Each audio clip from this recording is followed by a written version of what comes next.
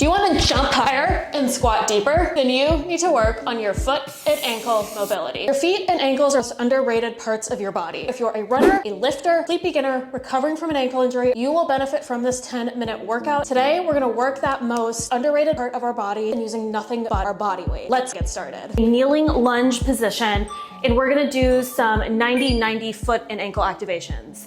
So, kneeling lunge position.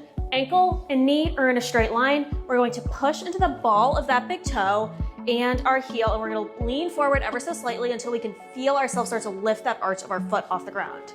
Once we've done that, we're gonna go out to a 90-degree angle to the side and do the exact same motion. Back in front of us, push into that big foot in your, that big toe in your heel, and then we're going to go out to the side. Try not to do Bigfoot trutherism in the foot video. We should count how many times I say that because I guarantee you it's not gonna be the only one. All right, out to the side again. And while we're doing this, we're keeping our hips in a straight line. We're watching what way our feet are pointed to. It's really common for your feet to point outward or inward depending on other biomechanical patterns you have. But when we're trying to work on these foot and ankle activations, we really wanna force ourselves to be as straight and in alignment as possible. So next side. Big toe and heel, pushing into the ground. We're lifting that arch of our foot off the ground really subtly. And then we're gonna step it out 90 degrees to the other side and press out ever so slightly. When we're in this position, we wanna keep our knee over our middle toes. We wanna keep our hips in a straight line. We wanna make sure we're lifting up through our pelvis. So this is a hip and foot exercise and not a lower back exercise.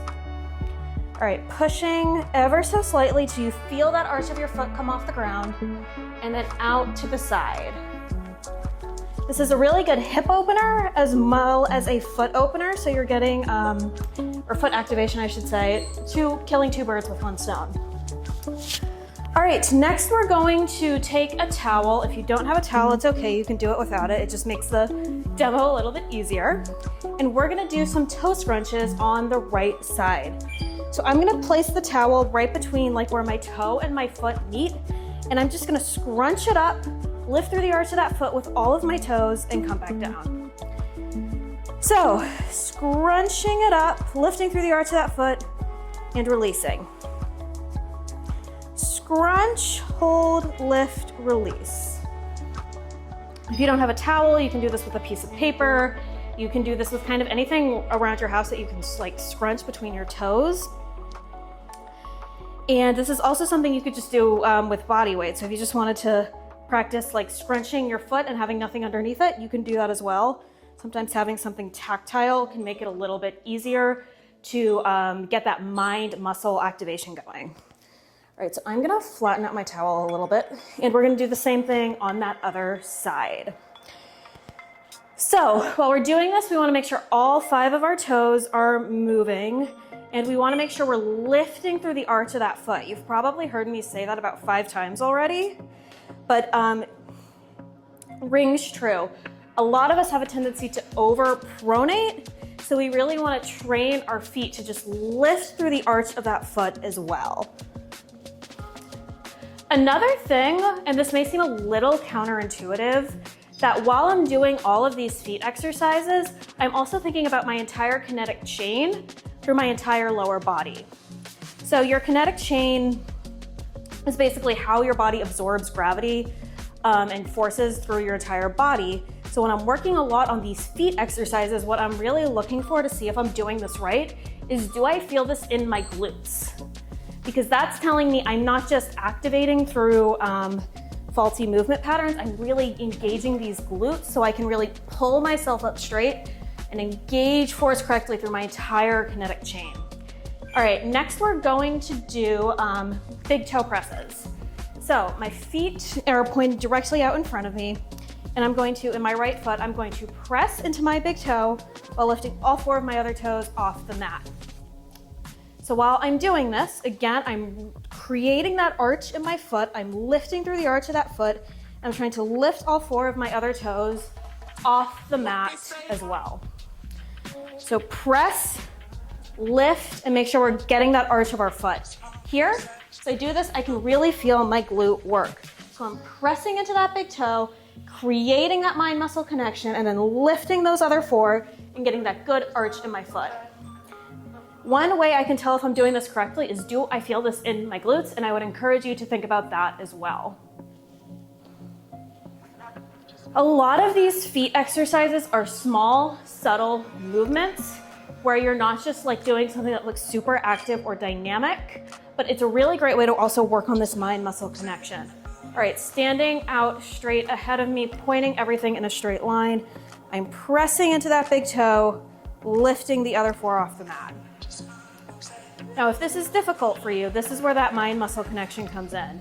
So the way to think about it is to get in alignment. Are my glutes turned on? Then the first thing I'm gonna do is just press into that big toe, create that arch, and then try one by one to lift those other toes off the mat.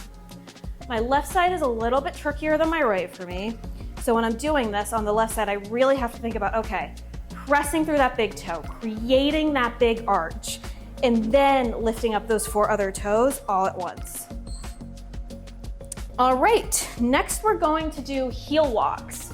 These are going to work on dorsiflexion, or working on pointing your towards your body. So just like it sounds, we're going to take all of the weight out of the toes of our foot, and we're gonna walk forward on our heels like a penguin. We're gonna stop, and we're gonna walk backward on our heels like a penguin.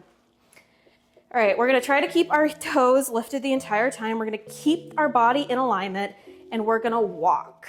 Now, one thing, I didn't do this perfectly the last time, that you should watch for is to go on the same pace forward and backward. You don't wanna like collapse backward like you're about to fall. You really wanna do this movement mindfully and intentionally to help with that balance and that body control. Like a penguin, happy, happy penguin. Another thing that you should be looking for here is, are my glutes working? All right, next we're going to do some calf raises. So this is gonna work on plantar flexion, so the ability to point our toes into the ground. So again, hips, feet, knees, all in a straight line, and we're going to just press through those toes, hold for a split second, and come back down. We're gonna do press and come back down. Press and come back down. So one thing people don't realize with calf raises, you can actually do them in a lot of positions. So you can do them with your toes pointed outward to really work on activating some of those muscles in the outer part of your feet and the outer part of your legs. You can also do them with your toes pointed inward and work on some of those more inward rotations as well.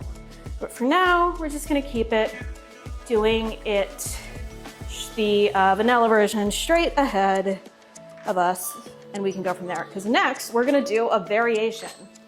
All right, next we're going to do a single leg calf raise on our right. So now we're just really gonna isolate that right side, that mind muscle connection, and that ability to just press up into that foot and down. All right, if you need help for balance, take a wall or a chair behind you. I might need that at some point. So I'm just gonna keep my left foot off the ground. I'm gonna keep my right foot pointed straight out ahead of me. I'm going to think about that mind muscle connection. So I'm thinking I'm gonna press all 5 toes into the ground, hold, and come back down. I wanna work on also moving at the same pace on the way up, hold, and come down. Come up. To really work on building muscle, you really want to maximize that time under tension and also that lowering. Okay, I need the wall at this point. All right, up, hold, and come down. Keeping my toes in alignment, I'm thinking I'm gonna press into all 4. I can feel my glute turn on, and I'm coming back down. One more rep for good measure. All right, now we're gonna do this on our left side, and this is our last exercise. With balance, it's really easy for one side to be more difficult than the other. So if it is, don't blame yourself. Don't try to also overdo it either. You wanna try to do the same thing on both sides. So you have the same level of strength, because the more you deviate from that, the more likely you are to injure yourself. Pressing up and in, up. Okay, I want the wall now. All right, I'm doing that mind muscle connection. I'm keeping my pelvis in alignment. And when I'm thinking about that force of gravity, I'm turning on my glute as much as I am my calf. Pressing up into those 5 toes, and then I'm trying to go just as slow on the lowering portion because that's where that muscle is built. Going slow and controlled on the lowering portion. All right, that was it. That was a 10-minute foot and ankle strength and mobility routine. I hope you feel like you have a greater range of motion through your entire lower body, and I hope you feel like those feet and ankles have been activated and turned on. If you like this video and you want to see more like it, please remember to like, comment, and subscribe. That's one of the most important things you can do with the algorithm, and it's one of the most important things you can do to help this channel grow. Thank you so much for your time. Thank you so much for working out with me, and I'll see you next week.